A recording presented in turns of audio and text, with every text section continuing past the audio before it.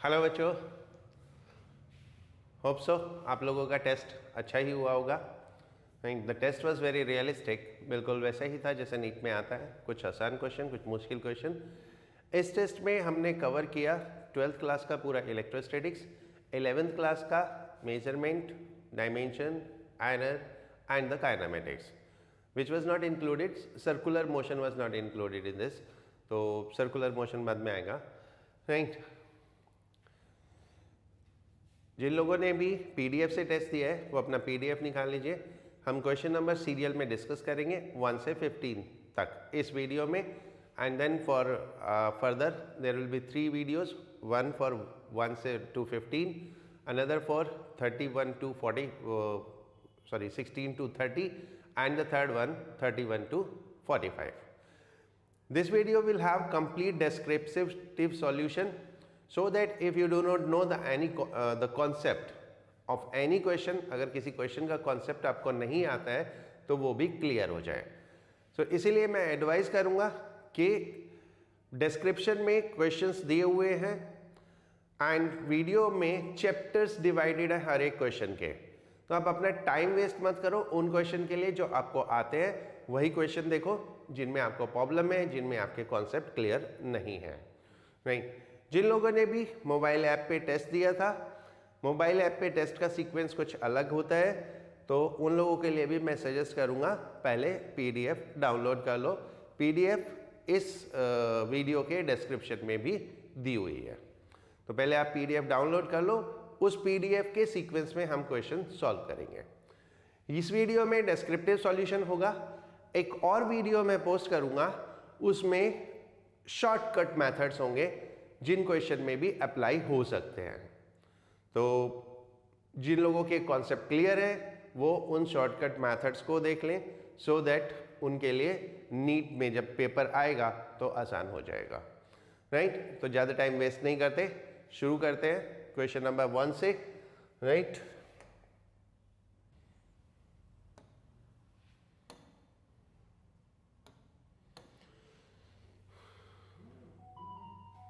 Right. So, the question number 1.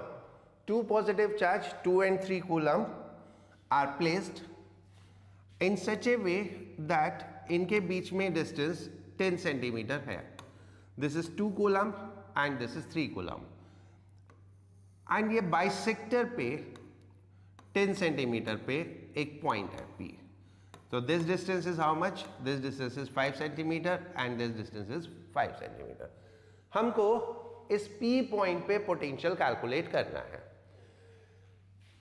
इस point का distance इस चार्ज से और इस चार्ज से इक्वल होगा, क्योंकि ये आइसोसेलेस ट्राइंगल बनेगा। सबसे पहले R कैलकुलेट कर लेते हैं। Then R is equal to under root 10 square plus 5 square, that is root 125. This is in centimeter, so we can take root 125 into 10 to the power minus 2 meter. Now potential at this point will be big due to both the charges. Both the charges, so net potential at point P is potential due to first plus potential due to second. Then this is, we know, K 9 into 10 to the power 9 Q upon R. R is root 125 into 10 to the power minus 2, and plus for the other charge, for this charge it is 9 into 10 to the power 9 into 2 upon root 125 into 10 to the power minus 2.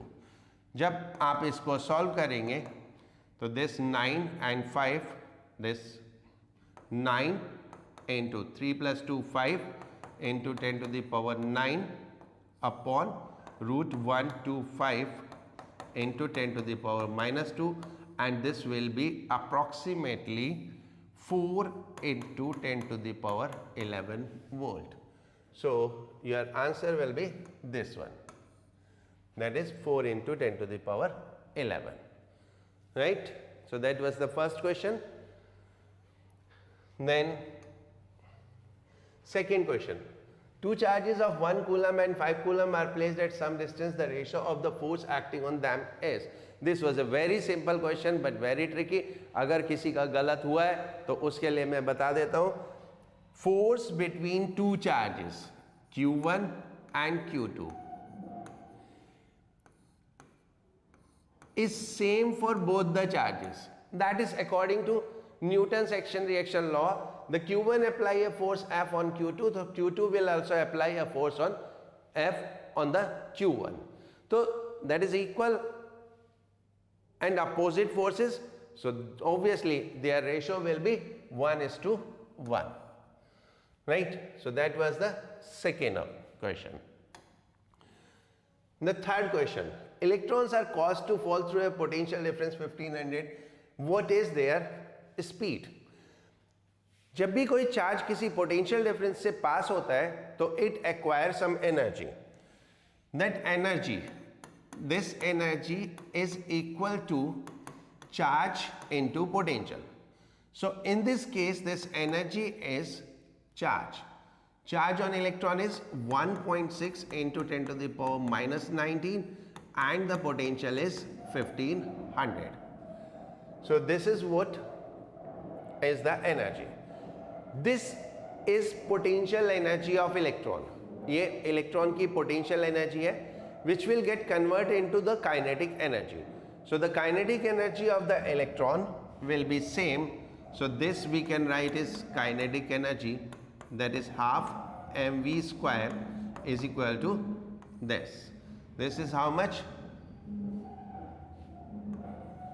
2.4 into 10 to the power minus 16. Then half mass की value 9.1 into 10 to the power minus 31. Then v square is equal to 2.4 into 10 to the power minus 6. And then you can calculate the value of V. The value of V will be accordingly you can calculate. I am not going to waste your time in the calculation because I know it is very simple calculation and you can do the calculation and accordingly you will get the answer. Most probably 2.3 into 10 to the power 7 must be the answer. I don't have answer with me right now, so I think so. This must be the answer. The next question, potential inside a hollow spherical conductor. Right. Potential inside hollow spherical conductor. This is what is a sphere. In the conductor, for the conductor, charge always reside on surface.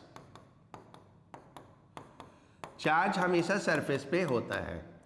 So inside the conductor electric field is 0. Right. Electric field inside conductor is always 0. अगर अंदर कोई charge नहीं रखा है तो whatsoever the case में be inside the conductor electric field हमेशा 0 होती है. अनदर इलेक्ट्रिक फील्ड का पोटेंशियल डिफरेंस के साथ एक रिलेशन होता है, that is electric field is negative to potential gradient. As inside electric field is 0, so dV is equal to 0. dV is equal to 0 means the potential difference between the surface and any point inside is 0. Potential difference between any point on surface and any point inside is 0. So that means the potential inside the spherical conductor or any conductor, leave aside spherical conductor or any conductor, the potential inside a conductor will be same as on its surface. So what is that? Is constant. How much? As on surface. तो अगर sphere का radius r है and charge sphere पे q है, so then potential will be k q by r. Right.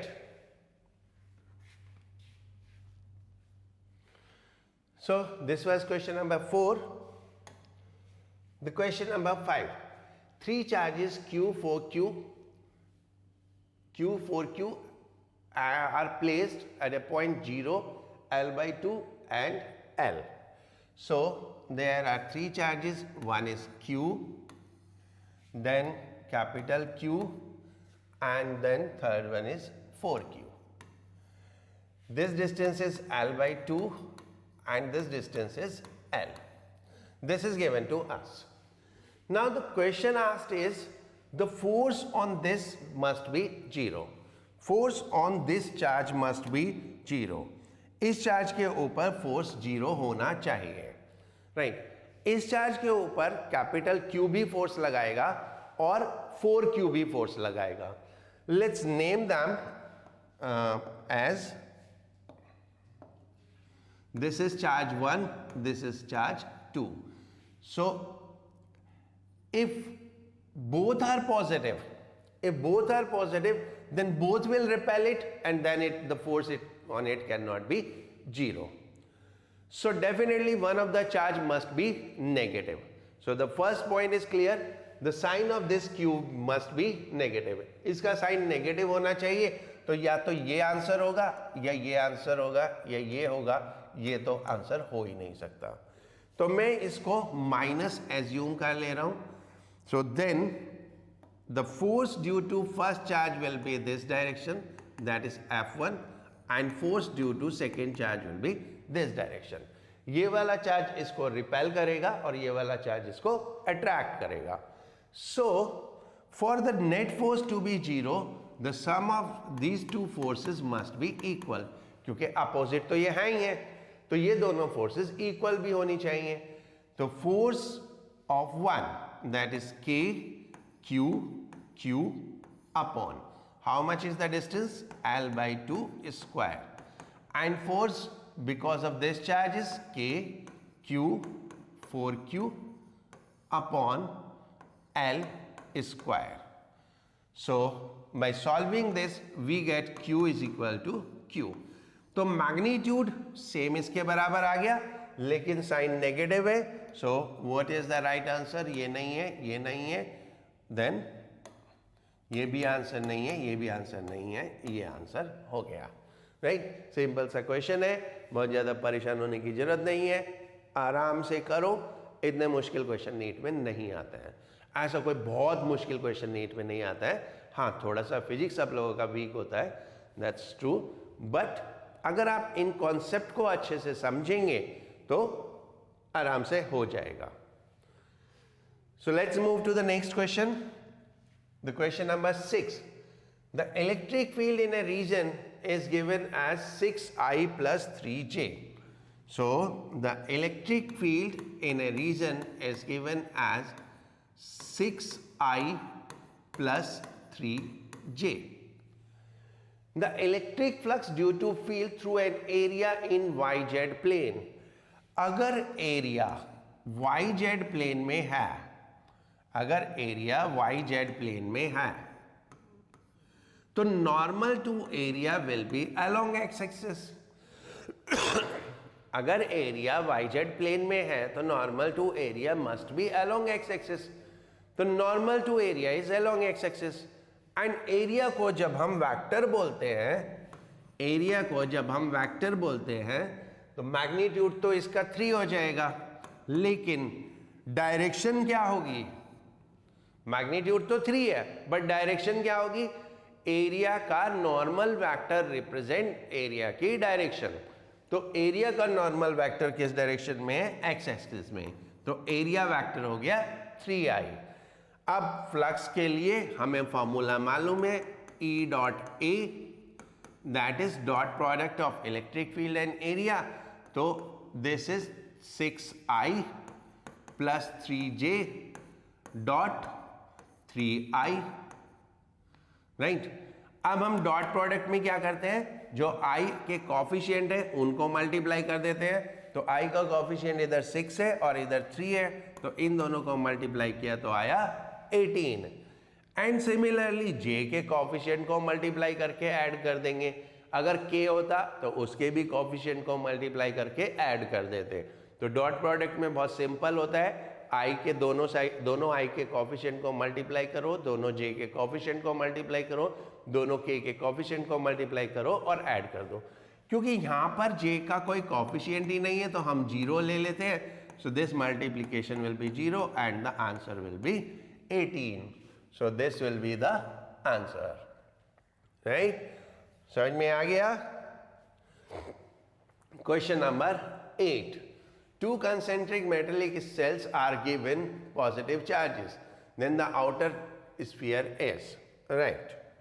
देखो ये दो spheres हैं, एक ये और एक ये दो स्फीयर्स हैं। आपको मैं एक बहुत सिंपल सी ट्रिक बताता हूं कि कौन सा स्फीयर किस पोटेंशियल पे होगा। उसके लिए पहली चीज, कंडक्टर में चार्ज हमेशा सरफेस पे रहता है। तो अगर हमने यहां पर कुछ भी चार्ज दिया, यहां पर कुछ भी चार्ज दिया, कुछ भी, it is irrespective to amount of charge, और यहां पे कुछ भी चार्ज दिया, तो पता कैसे चलेगा कौन सा हाई पोटेंशियल पे है? ये तो हमें पता चल गया, चार्ज आउटर सरफेस पे रहता है। दूसरी कंडक्टर की एक और प्रॉपर्टी होती है, charge flows from high potential to low potential, high potential से लो पोटेंशियल पे फ्लो करता है। तो क्या करो, अंदर वाले स्फीयर को बाहर वाले स्फीयर से कनेक्ट करके देख लो। अंदर वाले स्फीयर को बाहर वाले स्फीयर से कनेक्ट कर दो एक वायर से, एंड सोचो चार्ज किधर जाएगा। ऑब्वियसली ये सारा चार्ज इधर फ्लो कर जाएगा। तो अंदर की सरफेस से चार्ज बाहर की सरफेस पे जा रहा है, और जब चार्ज अंदर की सरफेस से बाहर की सरफेस पे जा रहा है तो ऑब्वियस सी बात है अंदर का पोटेंशियल हाई है। ठीक है, तो अंदर का पोटेंशियल हाई है। So in this case the inner surface sphere is always at high potential. अच्छा, अगर ये नेगेटिव चार्ज होता तो क्या होता? अगर ये नेगेटिव चार्ज होता दोनों पे तो क्या होता? चलो देखते हैं। मान लो ये एक स्फीयर है, ये एक स्फीयर है, ये नेगेटिव चार्ज है, ये भी नेगेटिव चार्ज है।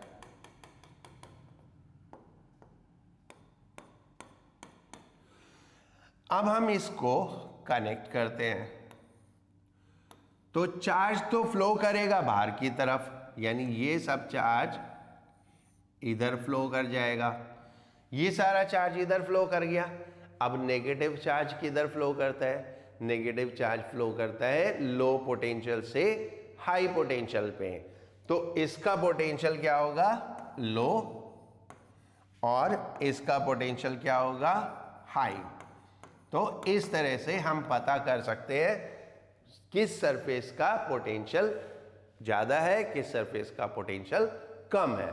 तो दो प्रॉपर्टी हम यूज करते हैं इसमें कंडक्टर की। One, if charge is allowed to flow then charge will be on outer most surface of conductor, and second, positive charge flows from high potential to low potential and negative charge flows from low potential to high potential. Hope so this is clear to you. ये concept याद रखना, इन concepts को याद रखो। देखो paper में अगर आपको कॉन्सेप्ट क्लियर है तो क्वेश्चन होगा ही होगा। बच्चे बड़े आराम से 180 के क्लोज पहुंच जाते हैं, 180 तो मैं नहीं बोलूंगा बट 180 के क्लोज पहुंच जाते हैं। 170, 172, 160 से ऊपर तो बड़े आराम से हो जाते हैं।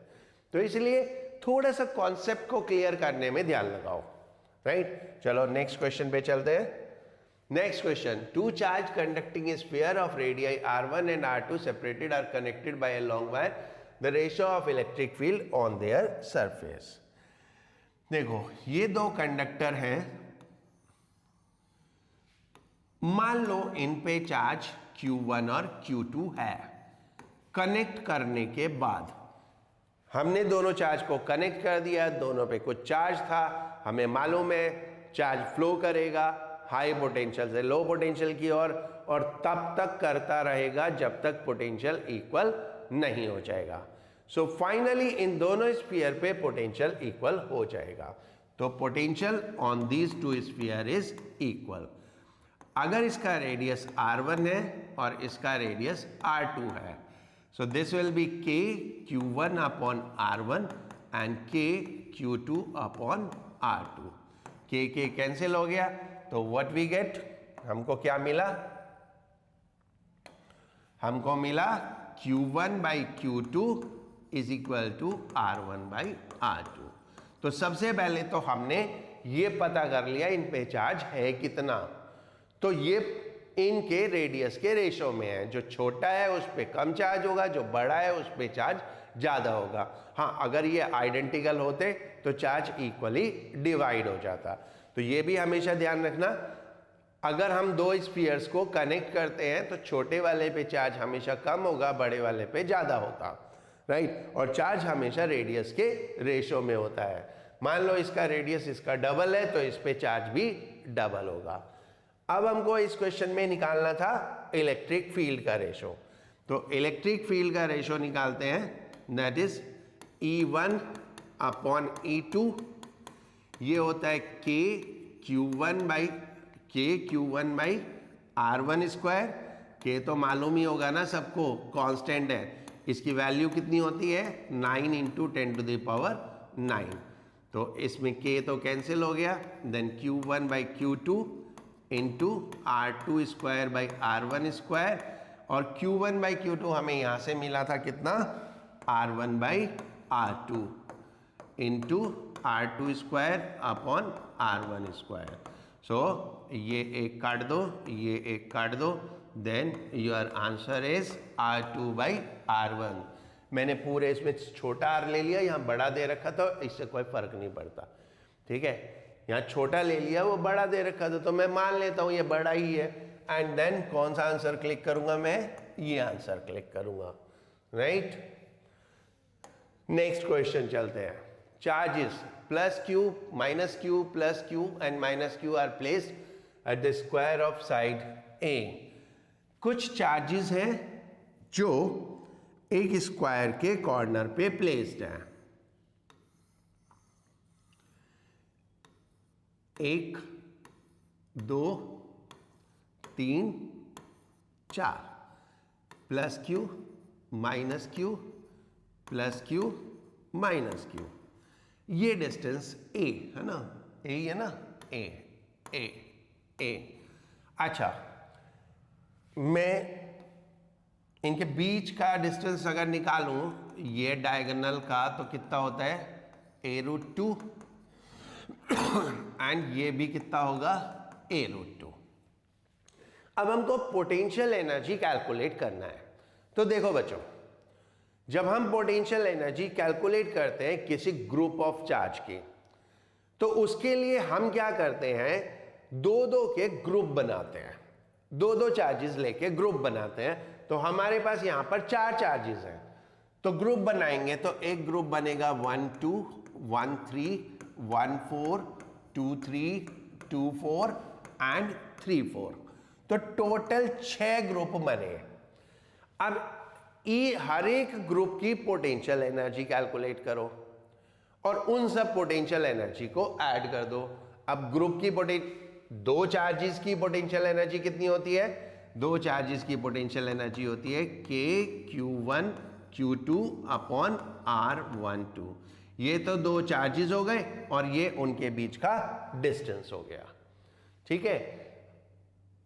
चार्ज का साइन रखना मत भूलना। यहाँ पे देखो, जब हम फोर्स और इलेक्ट्रिक फील्ड की बात करते हैं तो वो वेक्टर क्वांटिटी होती है, उसमें हम डायरेक्शन अलग से कैलकुलेट कर लेते हैं, तो इसलिए चार्ज का साइन यूजुअली नहीं लेते, राइट। लेकिन ये स्केलर क्वांटिटी है, स्केलर क्वांटिटी में नेगेटिव का मतलब होता है 0 से कम होना।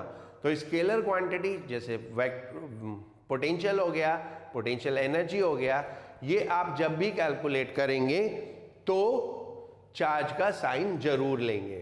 तो अकॉर्डिंगली मेरे पास टोटल एनर्जी आ गई U12 U13 U14 U23 U24 and U34।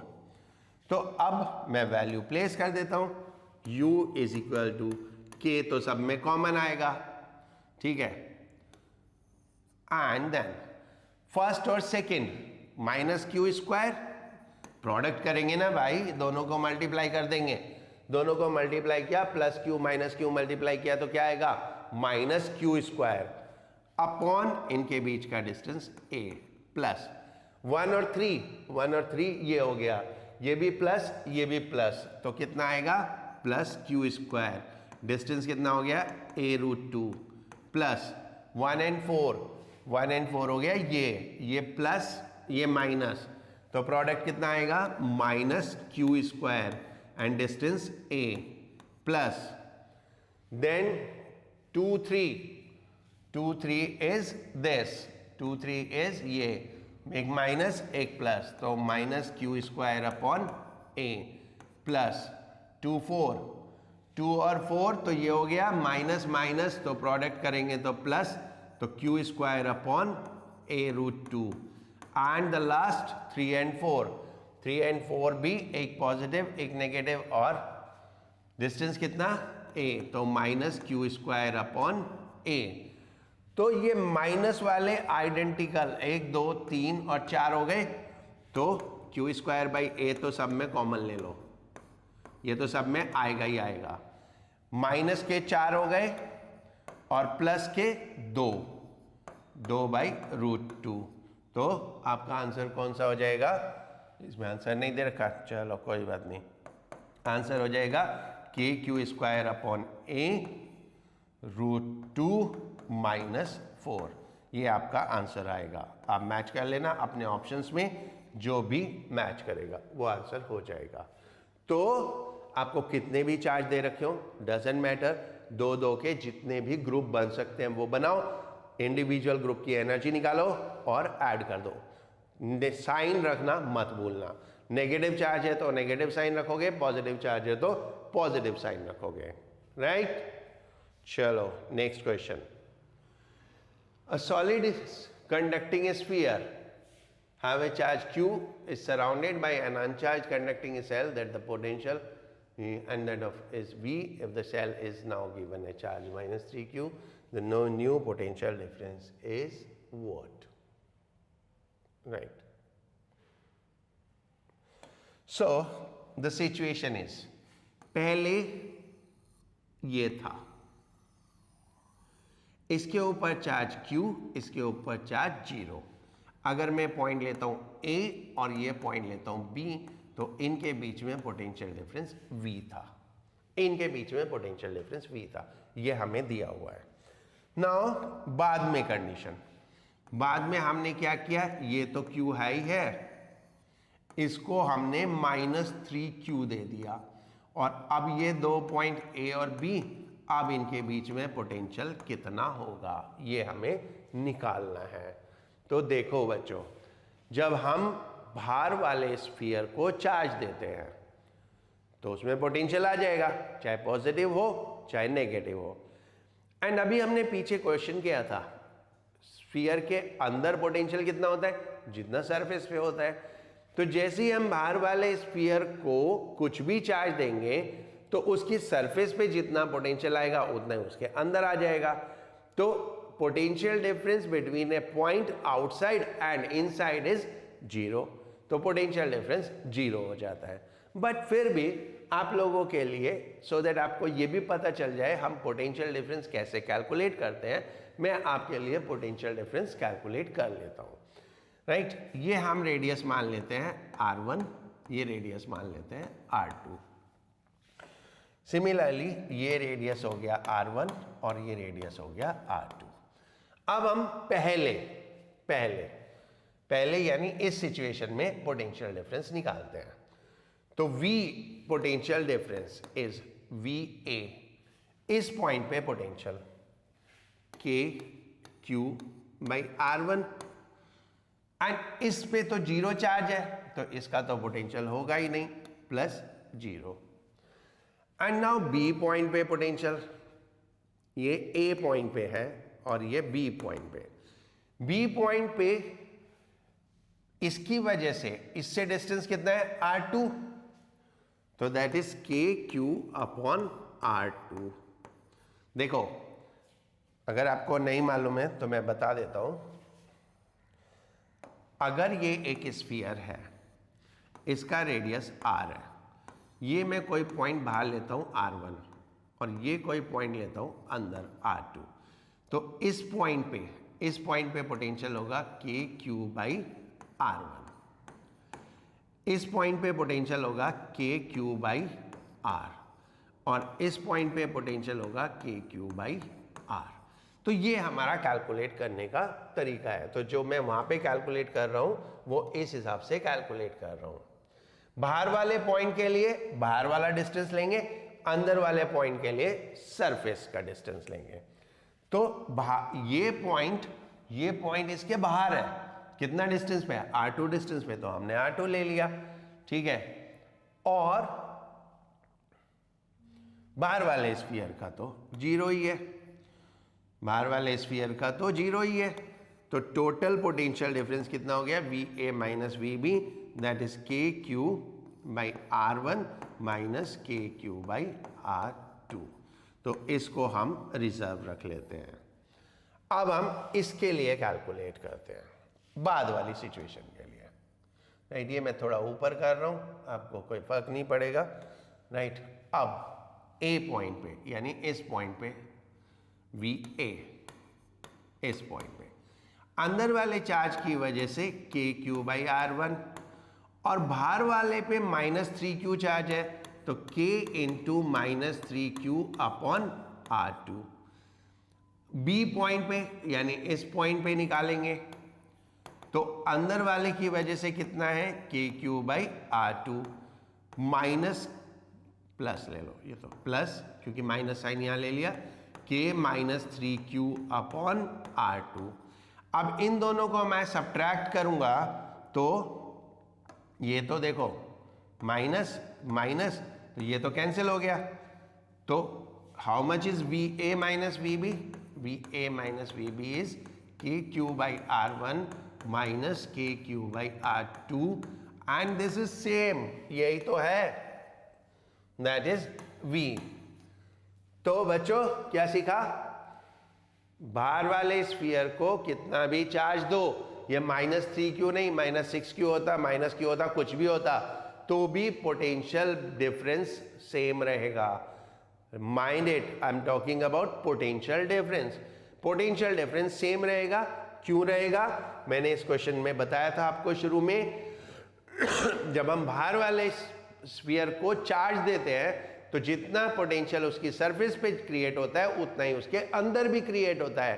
तो potential difference between a point inside, जो कि ये पॉइंट था, बिटवीन अ पॉइंट इनसाइड, कौन सा पॉइंट था, ये पॉइंट था, and between a point on the surface, the potential difference will not change.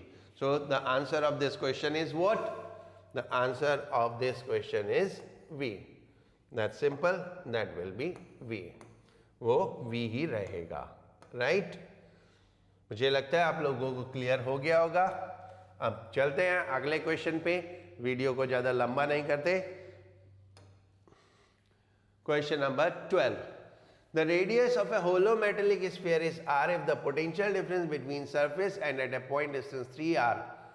ठीक है, ठीक है, ये कोई स्फीयर है, ये कोई पॉइंट है P जो कि इससे 3R डिस्टेंस पे है और इसका खुद का रेडियस R है।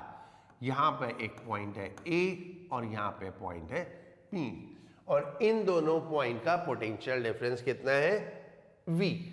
तो पहले V ही कैलकुलेट कर लेते हैं। तो V कितना हुआ, चार्ज तो दे नहीं रखा, तो क्या हुआ, मान लो। अगर चार्ज नहीं दे रखा तो क्या हुआ, मान लो Q है, तो पोटेंशियल एट A कितना हुआ, KQ बाई R, और पोटेंशियल एट P कितना हुआ, KQ बाई 3R। तो पोटेंशियल डिफरेंस कितना हो गया, KQ by R minus KQ by 3R। तो this is 2KQ by 3R, ये पोटेंशियल डिफरेंस हो गया। अब देखो हमको निकालनी है इस पॉइंट पे इलेक्ट्रिक फील्ड। अब इस पॉइंट पे इलेक्ट्रिक फील्ड कितनी होगी, KQ अपॉन 3r²। तो इलेक्ट्रिक फील्ड हो गई KQ/9r²। तो अगर मैं यहां से KQ कैलकुलेट करूं, यहां से KQ कैलकुलेट करूं, तो that will come as 3VR/2 और ये वैल्यू मैं यहां प्लेस कर देता हूं, KQ की जगह ये वैल्यू रख देता हूं। तो ये हो गया 3VR/2 और ये r² तो था ही, एक r कैंसिल और ये 9 भी था यहाँ पे, तो ये हो गया V/6R। So that will be the electric field at that point. How much? V/6R option में है, ये रहा, राइट। सो देख रहे हो बच्चा, इतना मुश्किल नहीं है, थोड़े से कॉन्सेप्ट क्लियर करो, सब कुछ आराम से हो जाएगा। कॉन्सेप्ट क्लियर करने की जरूरत है, राइट। अगला question, the electric force between 2 point charge Q1 and K2 at separation R is given, right. देन इसमें 3 ऑप्शन है, आप अपने उसमें देख लेना। मैं आपको आंसर बता देता हूं। Depend on system of unit, depend on medium of unit, is independent, depend on both system. अच्छा ये ऑप्शन है D, is independent of both the system of unit and this. देखो ये K क्या है? K की वैल्यू होती है 9 × 10⁹ फॉर फ्री स्पेस, और ये वैल्यू होती है 9 × 10⁹ K मीन्स डाइलेक्ट्रिक कांस्टेंट, या epsilon r means relative permittivity. तो K की वैल्यू मीडियम के हिसाब से चेंज होती है, तो पहली चीज मीडियम के हिसाब से चेंज होगी। अब ये K इज इक्वल टू 9 × 10⁹ किस में होती है? For SI units, for SI। तो इसका मतलब यूनिट से भी बदलेगा, तो it depend on system of unit and medium, दोनों के ऊपर डिपेंड करती है। तो answer will be C. So answer हो जाएगा सी। बहुत सिंपल क्वेश्चन था। ऐसे ऐसे क्वेश्चन आ जाए तो मजा नहीं आ जाए, लॉटरी लग जाए। 14, electric charge Q and -2Q are placed at the corner of equilateral triangle of side L। एक इक्विलेटरल ट्राइंगल है, उसके कॉर्नर पे 3 चार्जेस प्लेस्ड हैं। ये हमारा ट्राइंगल हो गया, इसके कॉर्नर पे 3 चार्ज रख देते हैं। कितने? -2Q, Q, -2Q and Q। अब देखो ये Q और इस -2Q के मैं 2 पार्ट कर दूं, अगर इस -2Q के मैं 2 पार्ट कर दूं, -Q एंड -Q, तो ये -Q और Q एक डायपोल बनाएगा, ये -Q और Q एक डायपोल बनाएगा। तो इस सिस्टम में 2 डायपोल हो गए, एक ये वाला और एक ये वाला। अच्छा डायपोल की डायरेक्शन क्या होती है? नेगेटिव चार्ज से पॉजिटिव चार्ज की तरफ। तो डायपोल की डायरेक्शन ये हो गई, ये डायपोल की डायरेक्शन हो गई P1 और ये डायपोल की डायरेक्शन हो गई P2। ये 2 डायपोल हो गए। अच्छा डायपोल वेक्टर क्वांटिटी होती है, तो वेक्टर क्वांटिटी होती है तो डायपोल का मैग्नीट्यूड क्या होगा? वेक्टर क्वांटिटी होती है, तो हम कैसे निकालेंगे? P = √P1² + P2² + 2P1 P2 cos theta. अच्छा P1 कितना है? डायपोल मोमेंट कितना होता है? Charge into distance, any one charge into distance, और डिस्टेंस कितना दे रखा है? डिस्टेंस दे रखा है L। तो ये L लेंथ हो गई, ये भी L हो गई, ये भी L हो गई। तो P हो जाएगा Q/L, चाहे वो P1 हो चाहे वो P2 हो, दोनों इक्वल होंगे। तो P1 की जगह भी रख देते हैं QL², P2 की जगह भी रख देते हैं QL² + 2QL। अच्छा एंगल कितना है? इक्विलेटरल ट्रायंगल है यार, तो 60 डिग्री होगा ना, तो cos 60 कितना हो गया? 1/2। तो ये कितना आ गया? QL√3। कहाँ है? ये रहा QL√3। तो ये हमारा इसका आंसर आ गया, राइट। हम पहुंच गए क्वेश्चन नंबर 13 पे। इस वीडियो में 2 क्वेश्चन और, the question number 14 and question number 15। Question number 14, there are 27 drops each charge to potential V and इनको बड़ा कर दिया। Good question. ये एक ड्रॉप थी छोटी, मान लो इस पे चार्ज था Q एंड देन इस पे पोटेंशियल था V, और ऐसी 27 ड्रॉप मिला के एक बड़ी ड्रॉप बना दी। अब इसका रेडियस R हो जाएगा, बड़ी ड्रॉप है। अच्छा, 27 ड्रॉप का चार्ज तो ऐड हो जाएगा ना, चार्ज तो सीधे सीधे ऐड होता है, तो इस पे चार्ज कितना हुआ? Q is equal to 27Q, इस पे चार्ज हुआ। अब इस पे पोटेंशियल मान लो V0 है, तो पोटेंशियल का फॉर्मूला होता है K Q कितना है? 27Q अपॉन रेडियस R हो गया। अब हमें R की वैल्यू चाहिए, तो R की वैल्यू कहां से लाएंगे? देखो, हमने ड्रॉप्स मिलाई, छोटी छोटी ड्रॉप मिलके बड़ी ड्रॉप बन गई। जब बड़ी ड्रॉप बनी तो वॉल्यूम तो सेम रहेगा ना, ठीक है? तो बड़ी ड्रॉप का वॉल्यूम को छोटी ड्रॉप के वॉल्यूम के बराबर कर दो। तो कितना है बड़ी ड्रॉप का वॉल्यूम? बड़ी ड्रॉप का वॉल्यूम है 4/3 पाई R क्यूब, और छोटी ड्रॉप का volume 4/3 pi small r cube, और टोटल कितनी है? 27। तो 4/3 पाई, तो r cube is equal to 27 r cube, then r is equal to 3r। तो ये r की जगह हम 3r रख देते हैं, तो V0 is k into 27Q upon 3r, तो ये आ गया 9KQ/R। अच्छा, इसका पोटेंशियल V कितना होना चाहिए था? V होना चाहिए था KQ/R, तो KQ/R की जगह V रखेंगे तो कितना आएगा? 9V। So what is your answer? This is your answer. And the last question of this video, that is question number 15. Good question. A metallic sphere is placed in a uniform electric field. The line of forces follow the path shown in figure. ये एक metallic sphere है। Metallic sphere के अंदर electric field नहीं होती है, तो metallic sphere के अंदर इलेक्ट्रिक फील्ड नहीं होती है, तो ये तो आंसर नहीं होगा, ये भी नहीं होगा। तो 2 भी गया, 3 भी गया, या तो 1 होगा या 4 होगा। अब 1 और 4 का कैसे पता करेंगे? देखो, ये कंडक्टिंग सरफेस है, कंडक्टिंग सरफेस पे फील्ड लाइंस हमेशा नॉर्मल टू सरफेस होती है, परपेंडिकुलर टू सरफेस होती है। तो अगर आप इस लाइन को देखोगे तो ये परपेंडिकुलर नहीं है, लेकिन इस लाइन को देखोगे तो ये परपेंडिकुलर है। इस लाइन को देखो, ये परपेंडिकुलर है, लेकिन यहाँ पे परपेंडिकुलर तो ये हुआ ना, तो ये तो परपेंडिकुलर नहीं है, तो ये भी नहीं है, ये भी नहीं है। तो what is your answer? The answer is 4, right? थोड़ा सा स्पीड ज़्यादा थी क्योंकि क्वेश्चन बहुत सारे हैं, 45 क्वेश्चंस हैं। आई डोंट वांट कि बहुत लंबी वीडियो बने, तो अगर आपको किसी क्वेश्चन को समझने में प्रॉब्लम हुई हो, थोड़ा उसको पॉज करके देख लो, राइट? Thank you. अभी अगली वीडियो में मिलते हैं, क्वेश्चन नंबर 16 to 30, राइट?